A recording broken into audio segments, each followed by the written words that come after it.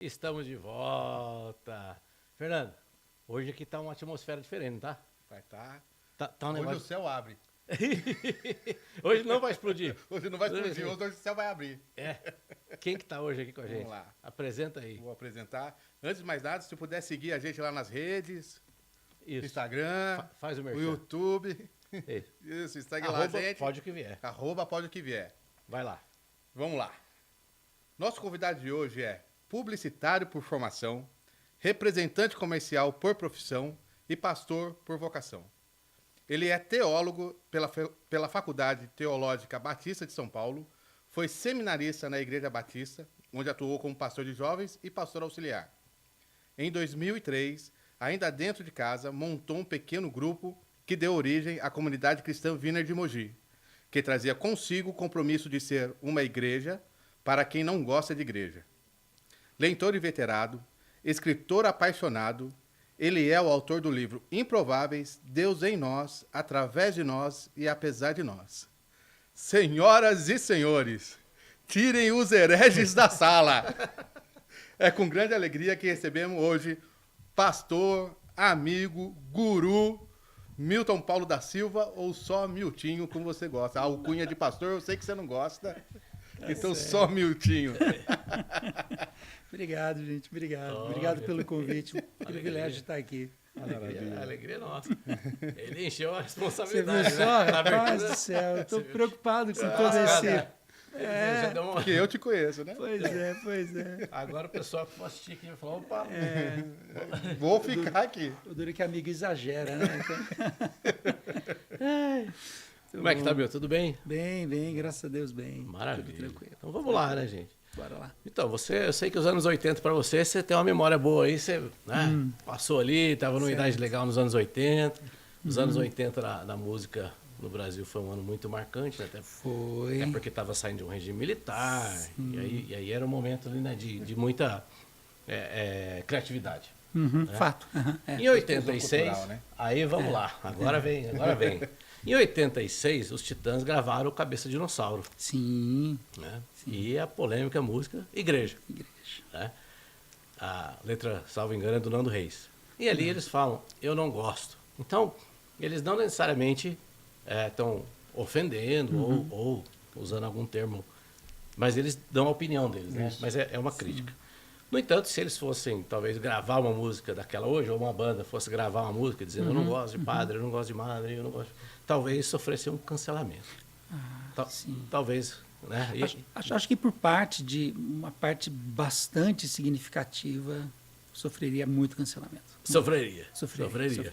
Aquela época, como a gente estava falando, você está saindo de um regime militar, então né, era um outro contexto. Era um outro contexto. E década de 80, a igreja evangélica no Brasil também começava a florescer. Não era algo muito comum você ver evangélicos, além da Assembleia de Deus, Metodista, Igreja Batista, Igreja Presbiteriana. Eram igrejas mais tradicionais, mais formais. Sim. Então, mesmo para aquele grupo na época, uma música como essa do Titãs era algo inadmissível. Né? Então, era um período diferente da chamada igreja. E a letra aponta bastante para a igreja católica. Sim, né? Se você também. pegar a letra, Também aponta tem esse bastante. detalhe. É verdade. Agora, Mas- a minha pergunta é, Hum, uma igreja para quem não gosta de igreja. ok. Né? Vocês começaram há 20 anos ali com, Isso. vamos dizer ali, né? Não sei se eu posso usar o termo slogan ou a Princípio, o um princípio, valor. uma igreja para quem não gosta de igreja. Sim. Duas perguntas. Uma, se um pastor fosse começar hoje com esse princípio, ou com essa frase, ele poderia sofrer um cancelamento, a primeira, e queria que você explicasse o porquê, né? O que está por trás do significado dessa frase. Tá. Eu acho que não sofreria um cancelamento, dado o momento histórico que, inclusive, a gente está vivendo. Acho que hoje, igreja, o termo igreja, de um modo geral, seja evangélico, protestante, católico, o que for, passa por uma mudança bastante drástica de significado. Hoje você vê, por exemplo, muita gente que ama Jesus, apaixonado pela Bíblia, mas que não se diz praticante, evangélico praticante. Ele é o desigrejado. Só que há situações, Marcos, que o desigrejado, de fato, ele só é desinstitucionalizado. Certo. Ele não faz parte de uma instituição formal, mas é um cara que teria todas as características de um cristão nominal. Então, acho que esse cancelamento não haveria um risco de começar uma igreja, para quem não gosta de igreja, que seria mais ou menos esse público-alvo, que cansou da instituição, que cansou de um certo legalismo, que cansou de uma certa opressão. Então, acho que não haveria o problema do cancelamento. Acho que se hoje eu tivesse a idade e o vigor físico, começaria tudo de novo, com a mesma proposta, o mesmo ideal, mesmo alvo, mesmo objetivo. E desde a época que nós começamos a plantação da igreja, 25, 26 anos atrás, a ideia era não ser parecido com aquilo que as pessoas tinham ranço na instituição. Então, nós queríamos ser uma igreja sem o ranço da instituição, mas com densidade e profundidade em tudo aquilo que a gente entende e compreende como ensinamento do Senhor. Então, o motivo de ser uma igreja, para quem não gosta de igreja, era fugir desse estereótipo. E na ocasião ainda, se o Fernando vai lembrar, na ocasião nós víamos e acompanhávamos muitos escândalos envolvendo a igreja evangélica. Tanto quanto hoje, só que hoje meio que assim, de novo, né? Mas na época era tudo novidade. Na época você pegar um cara viajando com dólar escondido na Bíblia, dólar escondido dentro da cueca, cara, aquilo era terrível e a gente não queria ser confundido com aquilo. Então nós somos uma igreja para quem não gosta de igreja.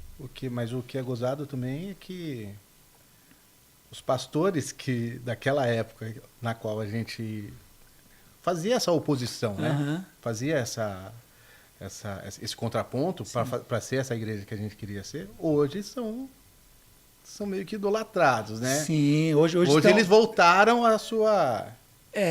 ao hoje, seu status, vamos dizer assim, né? Sim.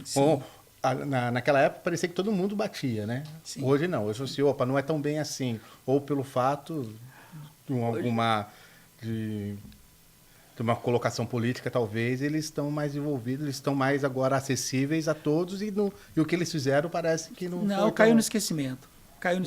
Hoje, talvez nem no esquecimento, mas assim, passou uma... acho assim, esquecimento, isso aqui não é importante. Deixou de ser importante, veja bem, enfim. Mas acho que deram uma passada de pano muito boa. Será que pela quantidade que tem hoje da presença da igreja evangélica na política?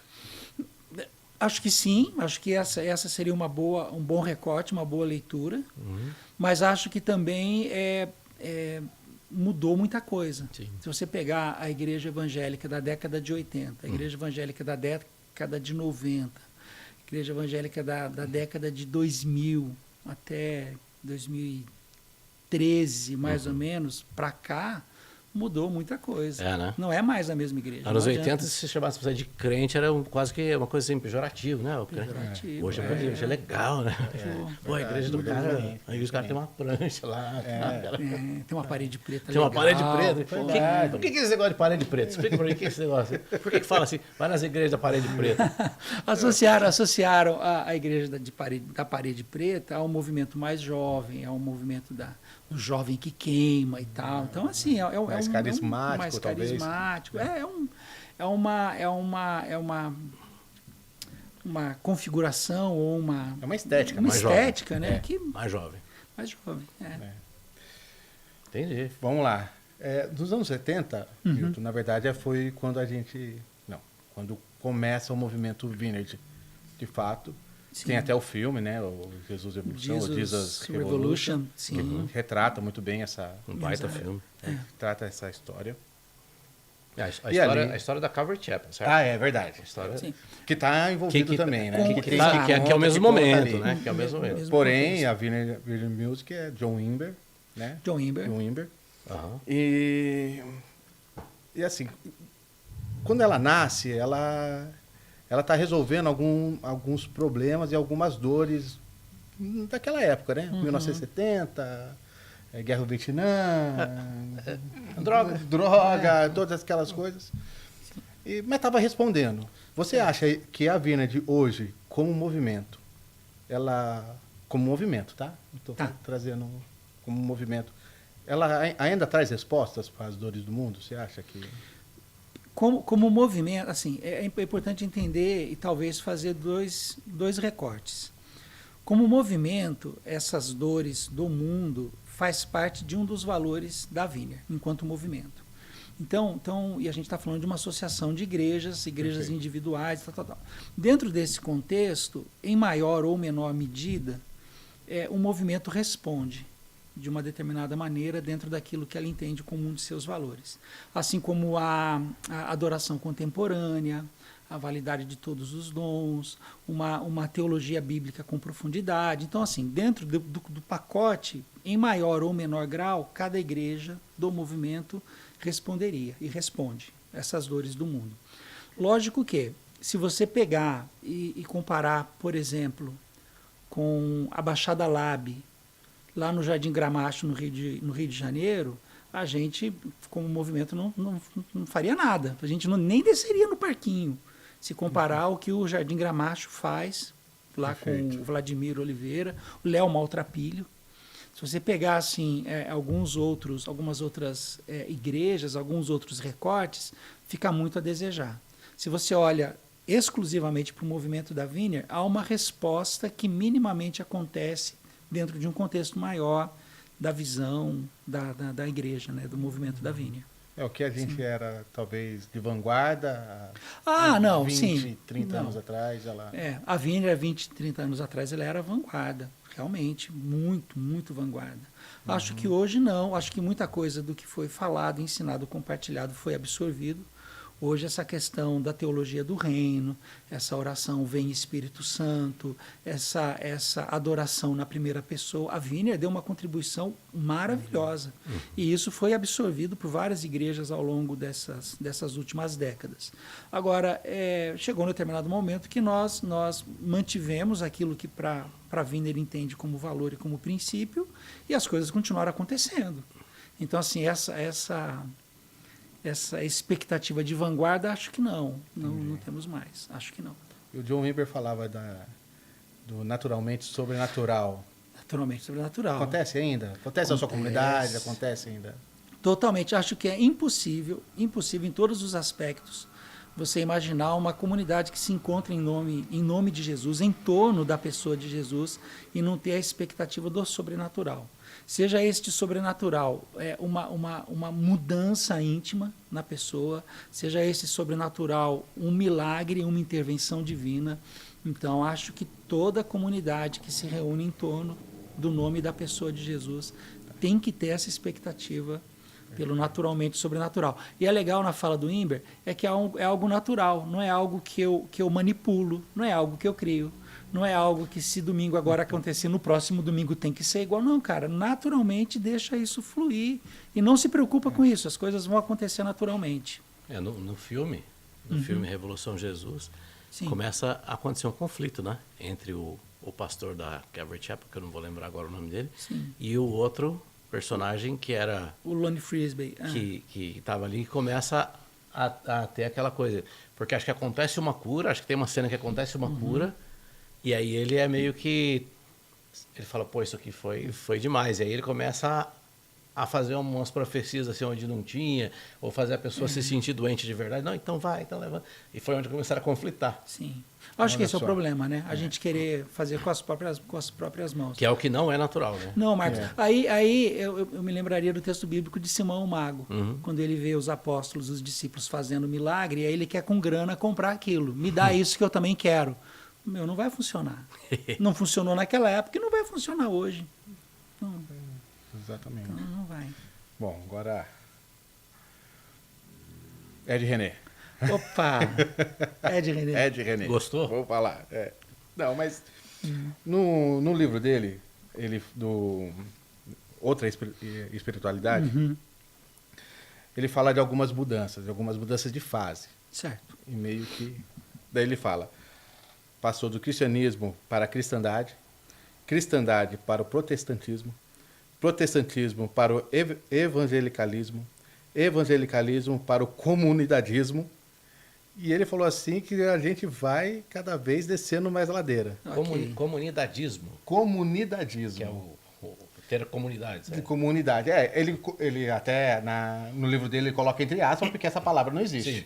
né? Comunidadismo não existe. Mas ele foi dando esse sufixoísmo para essas... É igual essas do quedas. técnico de futebol lá.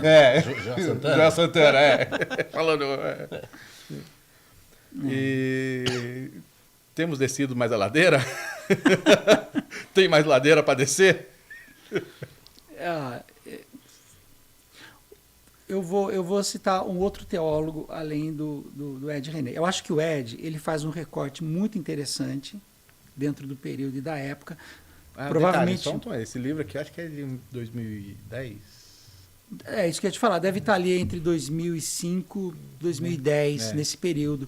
Porque eu me lembro que o Outra Espiritualidade é uma coleção de artigos que ele escreveu para a revista Eclésia. E juntou tudo isso, montou uma coletânea, dividiu por assunto e lançou o livro. Então, acredito que foi um recorte muito válido para aquele período e que, de fato, aconteceu, esteticamente aconteceu, essas mudanças e essas variações. André Anéas é um dos diretores da PUC e ele trabalha em ciências e pesquisa da religião. O André, ele costuma dizer sobre evangelicalismos no plural. Então, eu diria, Fernando, que um passo, um degrau abaixo do que a gente vê hoje são esses evangelicalismos. Hoje você não consegue mais falar igreja evangélica como um monobloco. A gente não tem mais isso. Você não consegue mais falar de cristianismo como um monobloco. O negócio está muito pulverizado. Acho que tudo que algumas décadas atrás era fissuras, a placa se quebrou, se distanciou e hoje ela se calcificou.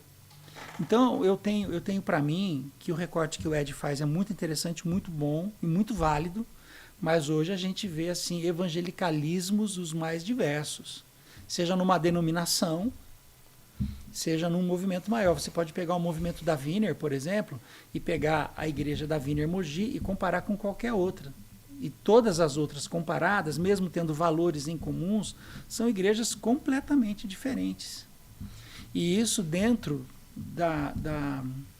do evangelicalismo, ou como ele comenta, a última palavra ali é o comunidadismo. O comunidadismo, aí mais ainda. Então, mas aí só dentro do movimento, essas diferenças, ela é boa. Boa, eu acho que ela boa. É válida, ela é válida. Boa. E acho que é válida e boa, inclusive nessa diversidade dentro do que a gente chama de evangelicalismos. Eu não vejo com maus olhos, eu não vejo com desdém, confesso que já fiz isso, hoje não mais, os pensamentos diferentes sobre os mais diversos assuntos. Eu não vejo hoje como um problema e não acho que a gente consiga ter minimamente o controle de uma igreja. Acho que o pastor que quer controlar a igreja, o cara enlouquece e não faz isso. E talvez uma das maiores mudanças que a gente tenha visto aí no pós-pandemia principalmente é essa pulverização maior, onde você ouve muitas vozes, muitos corações, muitas cabeças, concordo com isso, concordo com aquilo não me faz bem, aquilo eu quero distância, esse cara eu quero ouvir, com aquele eu quero andar, e nisso você vai montando esse quebra-cabeça gigante, que a gente poderia chamar e entender como movimento de Jesus. Então, mas aí vamos ficar ainda nesse assunto. Sim. Mas aí não tem muitas verdades, Milton? Aí não tem muita gente falando e tudo vira verdade? O bicho hoje ele veio para veio afiado, né? Ele falou não, Fernando, eu acredito que é assim. A verdade, do ponto de vista bíblico, é para provocar mesmo, não, né? Claro, acho que essa é a ideia. Olha que canalha. A verdade, olha isso. Ainda usa o nome do podcast a favor do Marcos, ego dele. Ele vai te comprometer gente, aí. Olha só, gente, você vê, ó. Vai dar voz pro cara, ele ficava sentadinho lá e eu não quero participar. Aí justo no seu ele resolveu. É que o assunto é bom, né? Manifestar. Fernando, eu acredito assim, Marcos, Fernando. A verdade, à luz da palavra, é uma pessoa. Nós estamos falando a respeito de uma pessoa que atende pelo nome de Jesus. Jesus, ele invade a história, de acordo com a palavra, na plenitude dos tempos. Jesus é a personificação do Cristo universal. Jesus ele entra no tempo e na história, personificando o Cristo universal, que não tem nada a ver com o evangelical, com evangelicalismo, com evangélico, com cristandade. Nada a ver. A gente está falando de algo que antecede a criação de todas essas denominações e movimentos. Então, são muitas verdades, são muitas percepções acerca da verdade, mas a verdade é uma só, que atende pelo nome de Jesus, que a gente Agora você de um apanhou, modo... hein? Não, que de modo... Não, de maneira nenhuma. Essa Ele verdade... era quem falou, tem 3 verdades, a minha, a sua e a verdadeira. Não. É Jesus. A acabou. verdade atende pelo nome de Jesus. E o que você vai ter são muitas percepções acerca dele. Aí, Fernando, o que eu acho que se torna um maior desafio, você precisa tirar as suas lentes para se aproximar desse Jesus. O que é quase impossível, porque você não vai ter alguém com neutralidade absoluta para chegar lá. Então você acaba tendo muitas verdades que na verdade são muitas percepções de quem é a verdade, que é uma pessoa só. E mesmo tendo muitas percepções, eu não acho que seja um problema. O que vira problema é a hora que a minha percepção da verdade tem que ser imposta a você. E se você não acreditar do jeito que eu acredito, eu estou certo, você está errado. Então você é o herege. Agora, enquanto as verdades conversam... Tira os hereges da sala. Tira os hereges da sala. Então, eu acredito que ter várias percepções, e nisso você vai filtrando, vai montando o seu próprio quebra-cabeça, eu acho que faz todo sentido. Quando você fala dessa imposição, Sim. desse confronto, é isso que você quer dizer quando você coloca assim, não seja um crente chato? Não seja um crente chato. Está escrito lá na sua Bíblia. Eu estou falando que é público, na minha tá? descrição da Bíblia. Tá lá, assim, não seja um crente chato. O que é um crente chato? Pô, Marcos, acho que um crente chato é um cara que quer, de qualquer maneira, impor aquilo que ele acredita, como sendo verdade absoluta. E só a verdade dele vale. Sim. Pô, Marcos, seria um absurdo disso. O mundo é muito maior, a possibilidade de conhecimento é muito maior. Eu assisti uma aula no Labor, na PUC, onde a professora Suzana comentou o seguinte: quando você se aproxima de um texto bíblico, uma única palavra dentro de um determinado versículo pode te dar a possibilidade de 77 traduções diferentes. Uma única palavra. Quem sou eu na fila do pão para chegar para o outro e falar assim, não, é do meu jeito ou é de jeito nenhum? Então, cara, não seja chato. Não seja chato, respeite a opinião do outro, respeite o tempo do outro. Entenda, e eu confesso, Marcos, isso para mim foi bastante doloroso, mas entenda que o outro talvez não vá pensar como você, não vá acreditar da mesma forma que você, não vá servir e adorar o Senhor da mesma forma que você. No Improváveis, um dos capítulos do Improváveis, eu conto a história da minha avó. Minha avó era uma crente muito, muito fiel, muito devota da Assembleia de Deus. E eu estou falando ali, década de 60, década de 50, se a minha avó, meu pai nasceu em 40, então eu estou falando assim, algo muito... E eu tinha a sensação assim que a minha avó ouvia segredos de Deus que só ela ouvia. Uma senhora, uma irmã muito, muito piedosa. E chegou uma hora que eu, criança, crescendo aos pés da minha avó, indo na igreja com ela, chegou uma hora que eu tive que decidir se a fé da minha avó era a fé que eu queria abraçar, se o Deus, da maneira que a minha avó servia, era o Deus que eu queria servir da maneira que ela serviu, e não foi. Minha avó seguiu a vida dela até os últimos dias na Assembleia de Deus. Eu me tornei pastor batista e me tornei pastor do movimento da Vineyard, pastor da Vineyard. E tudo bem, amo a minha avó de coração, hoje ela já está com o Senhor, amo a minha avó, sou muito grata a tudo que ela fez, mas em alguns pontos específicos, estéticos, a gente acreditava de maneira completamente diferente. Completamente. Então não seja um crente. E minha avó nunca foi chata comigo. Minha avó nunca foi chata comigo. Nem ela, as minhas tias, que eram cristãs e de igrejas mais... Não, e a avó, né? tradicionais. A avó, né? Você acha? Você devia ser paparicado pela avó. Você devia ser paparicado. Eram muitos netos, Marcos, muitos netos. Então, era minha avó, teve muitos filhos e muitos netos. Sim. Mas aí você falou que foi da Batista e depois Vineyard. O que o levou a sair da Batista? Tá. Se você não se incomodar. De maneira nenhuma. De maneira nenhuma. De maneira nenhuma. Minha primeira experiência dentro da igreja cristã evangélica foi na Assembleia de Deus com a minha avó. Depois a igreja missionária com a minha tia Hilda. Depois eu frequentei um tempo a igreja metodista. E logo em seguida, o que eu entendo como um ponto de conversão na minha vida foi na Igreja Batista, a primeira Igreja Batista em Mogi das Cruzes, onde aquilo que dentro da comunidade cristã a gente chama de conversão, atender o apelo, se batizar e tal, estava dentro da Igreja Batista. Fui para o seminário, eu tinha plena convicção de vocação e chamado, daquilo que eu iria fazer e servir ao Senhor. Muito cedo eu já sabia disso. Fui para o seminário, me tornei um pastor da Igreja Batista.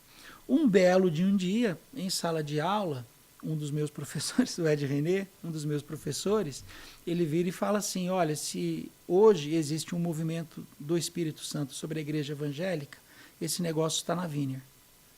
E aí eu fui atrás, participei de pelo menos 2 congressos da Vineyard, e um dia conversando com a Márcia, a gente voltando da Igreja Batista da Água Branca, onde tinha acontecido um seminário da Vineyard, a gente chega à conclusão, esse é o ambiente que eu quero fazer parte da minha vida. E ali, Marcos, foi um negócio muito, muito tranquilo. Foi natural. Foi natural.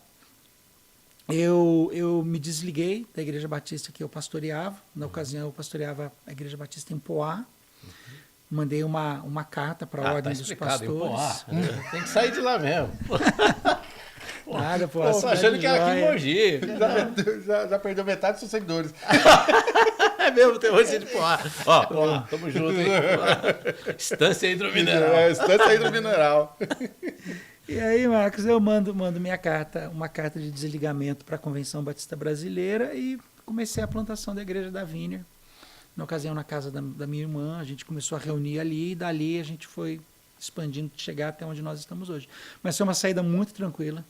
Tenho muitos amigos na Igreja Batista até hoje.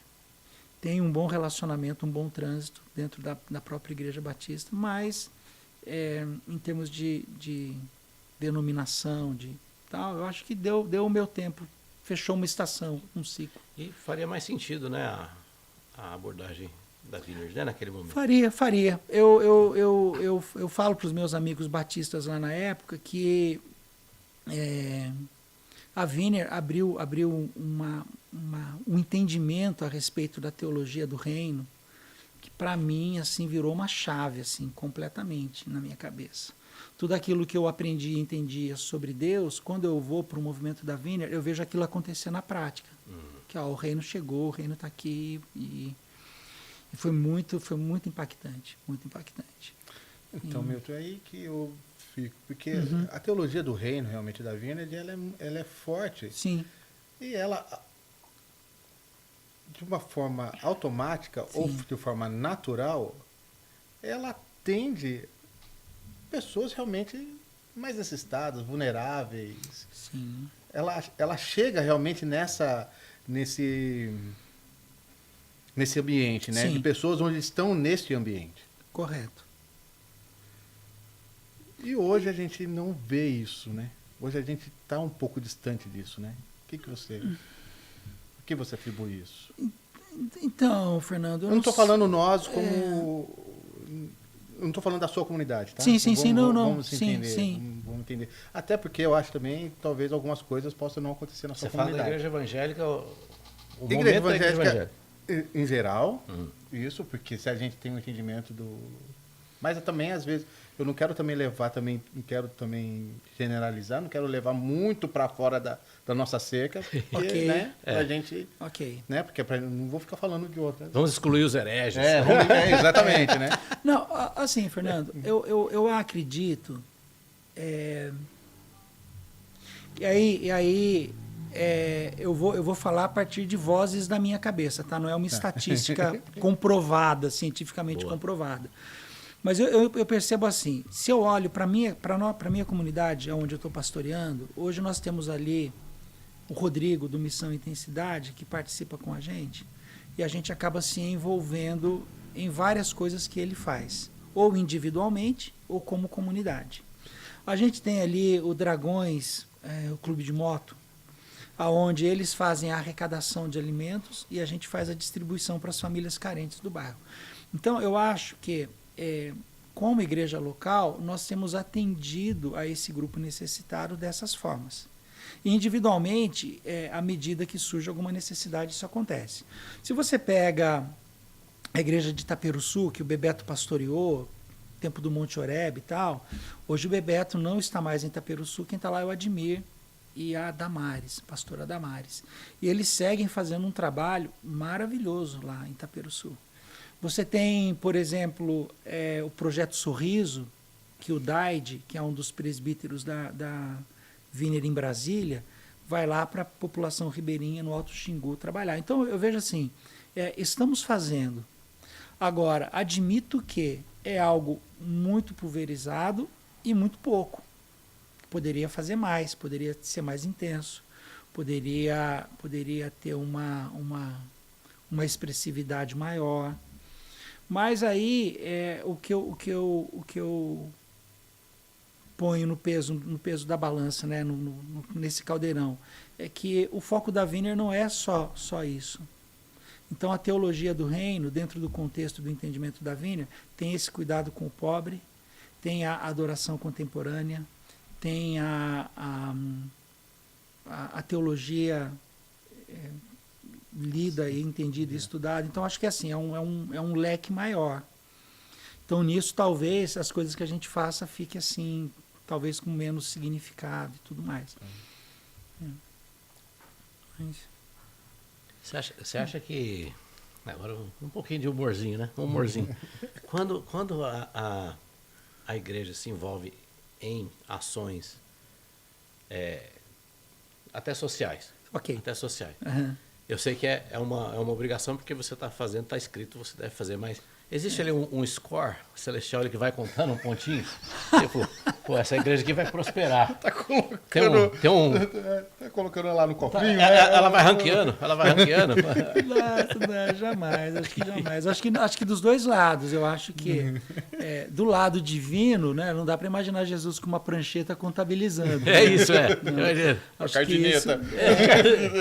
Acho que isso não aconteceria. Não, você tinha acontece. aquela lista da Billboard, das músicas que ficavam, né, iam lá, tá os Beatles, que aí a Avenida tem que subir. Opa, tá embaixo. Tem que ir subindo, né? Não, acho que não existe esse ranqueamento. Do mesmo modo, como também tudo que eu fizer, ou qualquer coisa que a gente faça, seja individualmente, seja como uma igreja, não pode ser com a intenção de trazer o cara para sua igreja. Pô, eu vou te dar uma cesta básica porque você está com fome, mas você tem que ir no culto. Pô, isso não tem cabimento. Isso é ridículo, né, cara? Isso não funciona. Isso parece as missões jesuíticas quase. Mas seria engraçado, né? Jesus assim, vem cá, você doou pouco. Deixa eu ver o inventário. Aí vai assim, o anjo Miguel lá assim, que dízimo é esse, então? Não dá, né? Não dá. Eu acho que Milton, conta um pouquinho aí, como que você acha que está a atual situação da igreja evangélica brasileira? Ih, aí lascou. Peraí. Pode tirar as neopentecostais da... Pode? Peraí. Não constrangeirão. Peraí. Rapaz. Tira aquela que o cara usa chapéu. Sem censura. Tira aquela que o cara usa chapéu e carrega um galão d'água no morro. Tira aquela. Tira os coaches. Tira os coaches. Tira um cara da televisão. Tira os caras. Puxa vida, eu acredito assim, até né, pelas referências citadas, assim, eu diria que a igreja evangélica no Brasil, ela está muito mal. Muito mal. Por outro lado, eu não desanimo, porque a igreja de Jesus, que está no meio desse balaio, vai bem, obrigado. Hoje, Fernando, eu consigo, na minha cabeça, no meu coração, e fazer uma diferença do que é evangélico, do que é cristão e do que é movimento de Jesus.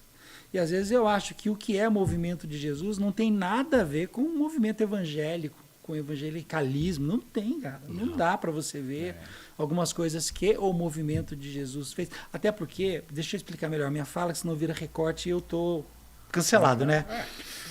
Jesus, ele não veio fundar uma religião. Dizer assim, Jesus fundou o cristianismo. Cara, Jesus não fundou o cristianismo. Jesus propôs um modo de vida, um estilo de vida que depois virou religião. Sim. Então, como está a igreja evangélica hoje? Cara, tá uma água, tá péssimo, tá um negócio assim. Tá bagunçado. Tá bagunçado, Marcos. Assim você não consegue. Só que no meio dessa bagunça toda, você vê muita gente séria, Sim. você vê igreja séria, você vê aquele grupinho de 80, 70 pessoas que adora, E que realmente- serve, que se envolve. Então eu acho assim, a igreja, de um modo geral, está bagunçada. Mas o movimento de Jesus dentro daquilo que a gente diz e do que a gente entende de igreja evangélica está indo bem, obrigado, de vento em popa. Que é outra coisa, né? A gente fica assim. E até fora das cercas do evangelicalismo. né? Fernando, totalmente. Aquela coisa, tem que defender a igreja. Cara, a igreja é de Jesus. Não. A igreja é de Jesus. Quem inventou esse negócio e quem faz esse negócio dar certo é Jesus. Eu, como pastor, os outros pastores que a gente citou, cada um de nós, a gente está servindo a um grupo que no fundo não é meu. A Vina Hermogi, a Vina Hermogi não é minha. A igreja é de Jesus. Quem vai cuidar? Quem vai cuidar? Jesus. E você, cara, eu sou um instrumento nas mãos dele para que isso aconteça. E só. Então eu acho sim que a igreja vai bem, obrigado, e o movimento evangélico precisa repensar algumas coisas. Repensar algumas coisas a respeito do seu encontro, repensar alguma coisa a respeito do pobre, repensar alguma coisa a respeito de como arrecada, como pede, o que faz com grana. Bom, então... Mas por que cresce tanto? Fernando, hoje, eu não, acho... eu falei para você, hoje ele veio... eu acho que assim, Fernando, Que hoje Então, nós vamos engolir por a in- igreja católica. Não, né? perfeito. Existe uma projeção de que a igreja evangélica protestante seja maioria no Brasil daqui a alguns anos. Porém, dentro desse recorte, duas coisas a gente tem que levar em consideração. Primeira coisa, a igreja evangélica cresce, mas o número de desigrejado cresce mais. Essa é a primeira coisa. Segunda coisa, hoje, um fenômeno que não era comum algumas décadas atrás, hoje você vê um movimento de volta à igreja católica romana e um movimento às religiões de matriz africana. Então, assim, a igreja evangélica está crescendo. Proporcionalmente a isso, tem gente saindo desse movimento e tem gente indo ou voltando para o catolicismo ou procurando outras religiões. Mas cresce. Por que cresce? Eu acho que cresce por algumas... De novo, tá? Só vozes da minha cabeça. Cresce por uma proposta de sucesso, uma troca com Deus. Então, vem cá, você vai dar. Perfeito. E dando, Deus vai te retribuir 20 vezes mais, 100 vezes mais. Então, dê. Cresce por uma questão de status.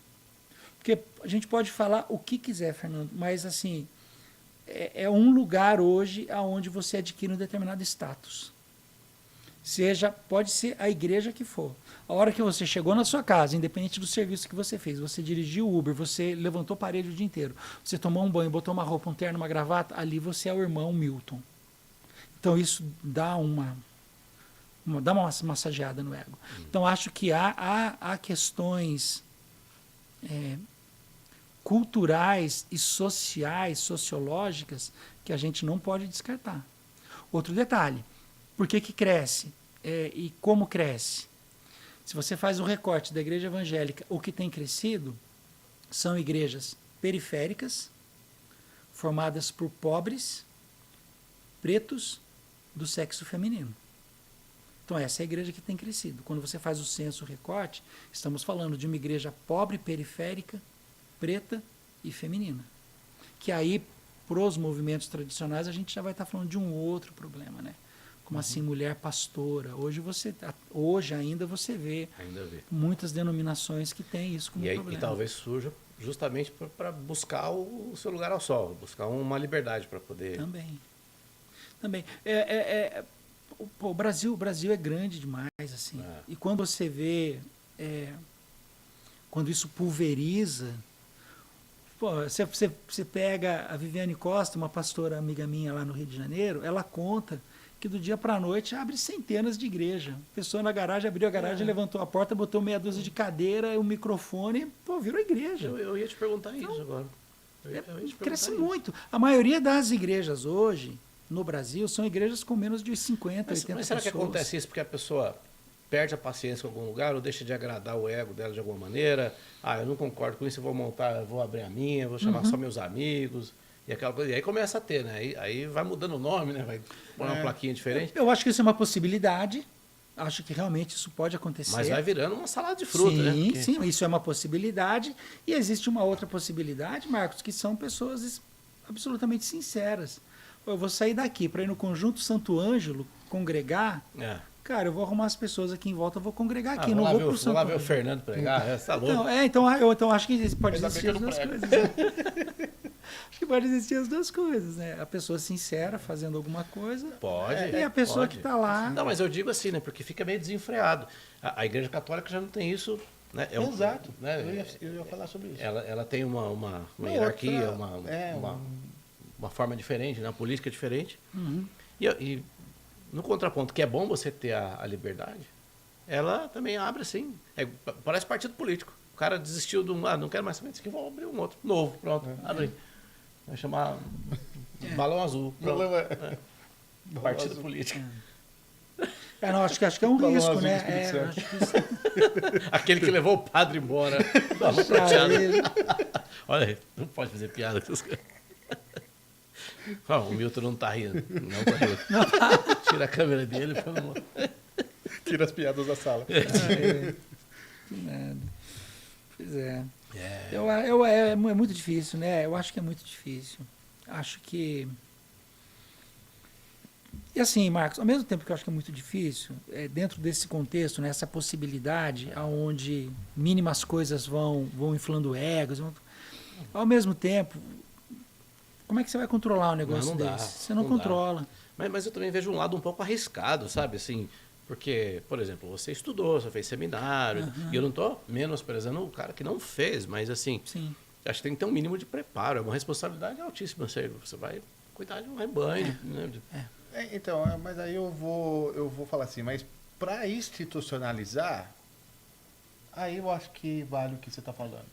Mas para nós nos envolvermos como igreja, para nós nos reunirmos como igreja, poderia ser qualquer lugar. Não, isso Né? sim. Isso Né? sim, eu estou falando de, por exemplo, vamos lá, a gente está lá na Vila, de repente fala assim, o Milton não está com nada mais, eu vou começar a minha. Igreja do Marcão.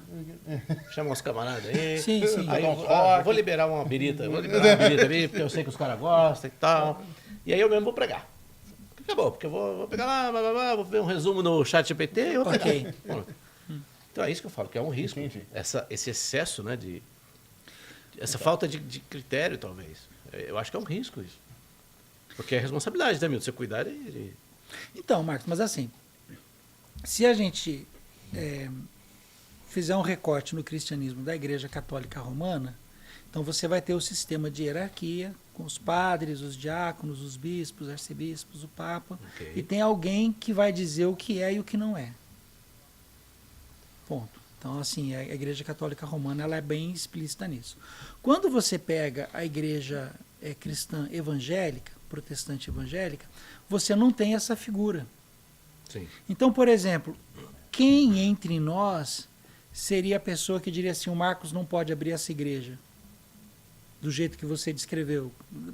Você não tem esse controlador. Não tem. Então, eu acho que assim, você não consegue, não vai ter controle. Ah, mas é arriscado? É arriscado, é ruim, é ruim no sentido de que, de repente, a pessoa vai estar aprendendo, vai estar ouvindo algo que ela está absolutamente convicta que aquilo é verdadeiro, é legítimo e não é. Mas, assim, é uma frase que eu vi essa semana, o irmão falou assim para mim não, né? Era uma entrevista, eu estava vendo a entrevista dele. Ele falou assim, eu aprendi que Deus sempre encontra aquele que o busca com sinceridade. Então vamos imaginar que você abriu essa igreja toda bagunçada. E há uma série de dúvidas no seu coração e na sua intenção de ter aberto a igreja. Uhum. Aquele que, buscando Deus com honestidade e sinceridade, para na sua igreja, ela para na sua igreja e não fica muito tempo. Tem alguma coisa aqui que não está funcionando. Uhum. E isso vai acontecer algumas vezes, vai chegar uma hora que você mesmo se cansa daquilo. Uhum. Porque, na verdade, Marcos, E não é legislar em causa própria, tá? Claro. Às vezes dá ideia assim, o cara tá falando, cara, mas se tem um negócio difícil de fazer e manter, Dá esse negócio é a continuidade, igreja. né? É a continuidade disso, é muito complicado. Constância, né? É muito complicado. E em todos os sentidos. Sentidos da legislação vigente, sentido da massa crítica, sentido de mão de obra, seja qualificada ou não, a mão de obra voluntária. Cara, não é assim. Não é um canal do YouTube, né? Que você vai lá e grava um vídeo todo. E assim, né, Marco? Você vai. É gente, né? Você vai lidar com gente, cara. Ó. É verdade. Fazer a pessoa voltar lá muito na outra difícil. semana não é fácil, não. E por mais que a sua igreja seja muito, muito legal, do jeito que você explicou, com as biritas, com o rock, não sei o que lá, não sei o que lá, daqui a pouquinho, cara, você tá lá, parece um cara todo enrolado. Ou a polícia, né? O que você vai fazer? Não. Se a polícia Vai vai achar, que jogar ele, pra tá rachada e tendo, vai ferro. achar que ele tá tendo jogatina, lavagem de dinheiro. Fala, vamos lá, que tem alguma coisa errada aí. Mas daí, cara, você tá com esse negócio lá e aparece uma pessoa toda enrolada. O que você vai fazer nessa hora? Você vai mandar a pessoa embora? Procura a igreja do fulano que eu Vai não lá que consigo. a oração dele tem mais poder. Aqui eu não resolvo esse pior, não. Então eu acho que mesmo acontecendo essas coisas, vai ser. Limpe seu nome em 7 dias, né? Limpe seu nome. Cuidar de gente, né, na verdade, né? No final das contas é isso, né? Pois é. Ô, Milton, tem uma pergunta que chegou dos telespectadores. Ok. Mentira. Mas assim, é uma pergunta que todo mundo se faz. É o tal do morrer. Vai pro céu, vai pro inferno, não sei o quê. É até meio infantil isso. Mas o que eu fico imaginando? Eu fico imaginando assim, depois que você morre, eu acho que você vai sair atrás de uma cortina dessa. Você está escutando um barulho assim, você está num lugar que você não está entendendo nada, aí tem uma cortina assim, você sai. Aí a hora que você sai assim, não. Aí vai ter um cara tipo um Faustão, assim, né? Ô, louco, bicho, vem cá. É o seu arquivo confidencial. Aí você senta ali, vai ter o telão assim de leve, e a plateiazinha assim, tem as testemunhas que ficaram vendo lá de cima. E aí você vai. Tinha certeza que você tinha feito isso. Isso. E aí eu fico imaginando, né? Se vai ser tipo aquele Tom e Jerry, assim, né? Que ficava um bulldog com o garfo, né? O bulldog, ficava lá os coisas tocando harpa, com aquela escadinha rolante, assim.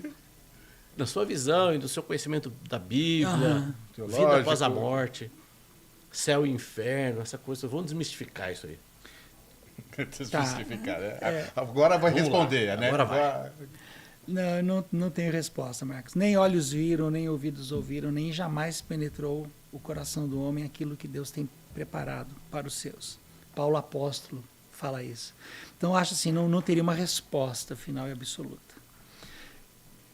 A expectativa de todos nós é do céu. Uhum.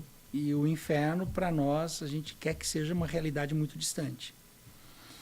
À medida que a gente morre em Cristo, ou morre no Senhor, esse conceito cristão protestante, a gente descansa no Senhor e espera a ressurreição dos mortos e que Ele venha. Então, acho que essa seria uma expectativa boa. O que vai acontecer? Espera. Né? E é isso. Agora, ele me deu o gancho para perguntar o que eu queria. Ok. Essa volta de Jesus. Cara, você já imaginou Jesus olhando para esse lugar aqui, lá de cima, assim? Olhando assim, olhando bem, falando, puta, vamos voltar lá, mano. Bateram em mim, cuspiram, xingaram, né? Tudo ingrato. Aí o derrotado do livre-arbítrio só faz besteira. Eu vou voltar lá. Aí eu fico pensando, não sei se você já assistiu uma série que se chama O Messias, já assistiu?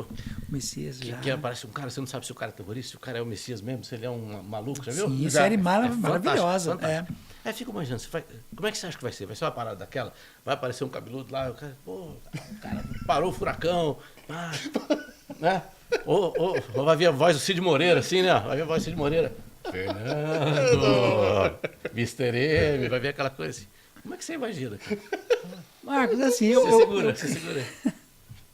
Eu confesso para você que eu tenho a expectativa que ele volte, mas eu não imagino essa volta. Aliás, eu acho que vai ser quando a gente não estiver esperando, absolutamente. Agora esse pessoal e faz conta, e tira versículo, faz isso, faz aquilo, não, que tal país, não. Cara, para mim isso... É doideira. Até porque, Marcos, assim,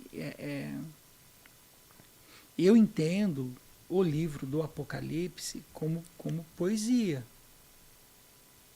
Entendo o livro do Apocalipse, como todas as outras cartas do Novo Testamento, como um texto escrito para a sua época. Então, quando João, na ilha de Patmos, escreve e fala da besta, e fala da marca, ele está falando de uma situação política da época. Então, na minha cabeça, você pegar isso tudo e começar a fazer malabarismo com outros textos da Bíblia hebraica, no Antigo Testamento, que foi outra coisa que eu aprendi, né? É a Bíblia hebraica, não é Antigo Testamento. Você chamar de Antigo Testamento é ofensivo. A gente está falando da Bíblia hebraica e do Novo Testamento. Pois é, cara, como você... Para você ver como existe muito mais coisa do que a nossa cabeça, às vezes, enfim. Então, eu acho que você juntar esse texto da Bíblia hebraica, pegar os textos de pequenos apocalipses dos evangelhos, pegar a carta do João e tentar projetar, para mim, é malabarismo demais. Tenho amigos que acreditam fielmente nessa amarração do Antigo, da Bíblia hebraica com o Novo Testamento e com conta. Com a marca da besta, o anticristo, o milênio real, literal. Mas assim, eu não me preocupo com isso. Não me preocupo. Creio que o Senhor vai voltar? Creio, porque Ele prometeu que voltaria. Sim. Aliás, Ele instituiu a ceia, a gente celebra a ceia todo o primeiro domingo do mês, para que não saia da nossa memória a promessa da volta. Então, eu tenho como um fato a volta dele. Mas não penso. Não penso mesmo. Sim. Não penso. Do exemplo que você... o filme Messias foi sensacional. A série, né? Ele não teve segunda temporada. Tinha que ter outras temporadas, porque é um spoiler gigante, né? O último capítulo da temporada que teve, o cara sai vivo do avião que caiu. Não, é doideira. Velho, ele anda sobre as águas. Exato. Tem vários então, momentos, eu acho que esse Jesus que a gente vê nas páginas do Evangelho, toda a proposta que ele traz, ele é maravilhoso por si só. E acho que minimamente eu tenho que entender tudo o que ele ensinou, ou entender o máximo possível do que ele ensinou e falou, e viver dessa maneira. E a hora que ele volta daí, deixa de ser preocupação. Tá. Isso me leva à próxima pergunta. Okay. Que agora é uma preocupação. Falou em preocupação, tem preocupação. Vamos lá. Ele volta, e aí você fala, não, a gente quer que ele volte e tal, porque Perfeito. você está na expectativa de... Perfeito. Você vai se dar bem, né? Como é que você sabe? O seu placar no pecadômetro ali, você fala, peraí. Eu queria que você falasse daquela parada. Não, Jesus morreu por nós, tal, papapá. Os pecados. Mas peraí, não é bem assim. Vai ter um LEDzinho ali, né? De 1 trilhão. Um neon assim, ó. 1 trilhão. Não, é uma curiosidade, é assim, né? Então vamos lá. Ok. Morreu por nós. Sim. Né? E aí, ali os pecados, certo. Pagou a conta, certo? Ok, a conta paga. Só que em nenhum lugar também está falando que você pode seguir pecando. Você tem que viver em santidade, é isso? Viver uma vida... Tá. O que é isso?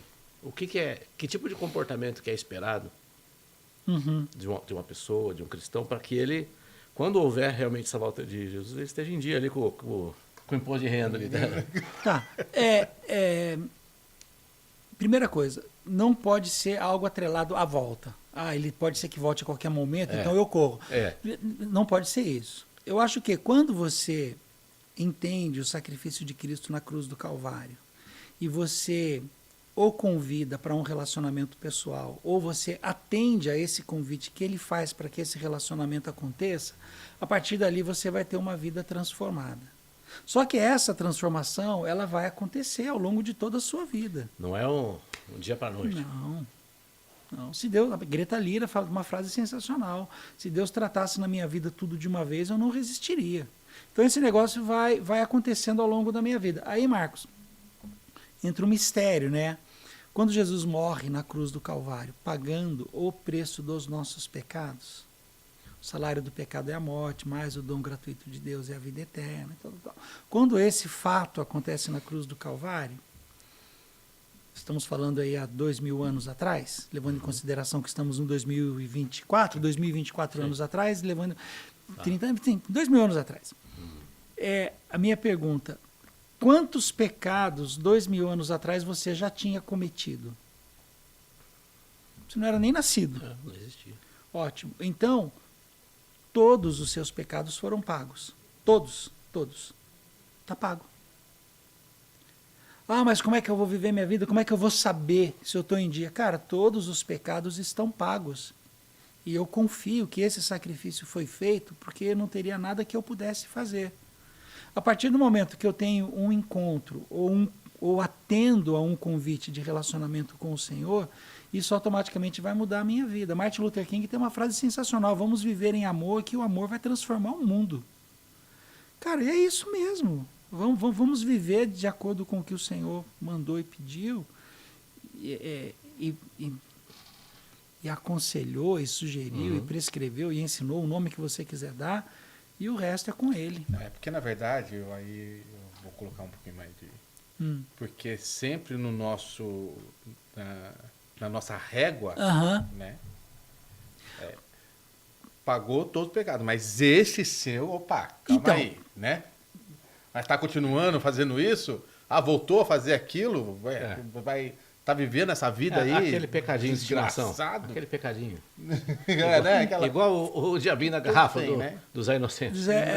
O pecadinho de estimação, né? Deixa ele. Né? Então, por isso que... Né?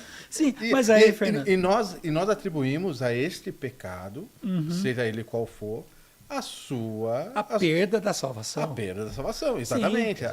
Vamos jogá-lo no lago de enxofre. Exatamente. Vamos. Então, mas aí que tá. Então você concorda comigo que é um raciocínio legítimo. Não, acho exato. que as pessoas pensam assim. Penso assim. A pessoa que pensa assim, na minha opinião, ela diz que acredita na graça, mas ela está colocando as fichas dela no mérito dela. Perfeito. Então ela está dizendo que acredita numa coisa que ela não acredita. É. Gente, a graça é a graça. Mas a graça, a super graça, você está varrendo o pecado. Cara, a graça é graça. Graça é favor imerecido. A graça é para quem precisa dela. Neste ponto, aí o Ed René também fala assim, o sacrifício de Cristo te salvou desde o primeiro ao último pecado que você vai cometer. Toda essa infinidade de pecados que você fez, desde o primeiro até o último, foi perdoado. Como vai ser resolvido isso aí, a gente não sabe, mas Faustão, vai o Faustão que eu falei pra você. Você vai atravessar vai estar lá, curtindo, o cara tá lá. Meu amigo, arquivo confidencial. Arquivo confidencial. Hoje eu assisti um videozinho, cara, tão bom. Eu sou fã dos Simpsons. E aí o Bart tá na porta do céu e não queriam deixar o Bart entrar no céu. Muito bom. Aí aparece Jesus e o Bart fala assim, poxa vida, mas eu sempre aprendi que você é amor.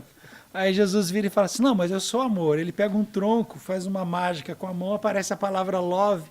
Ele começa a bater no Bart com a palavra.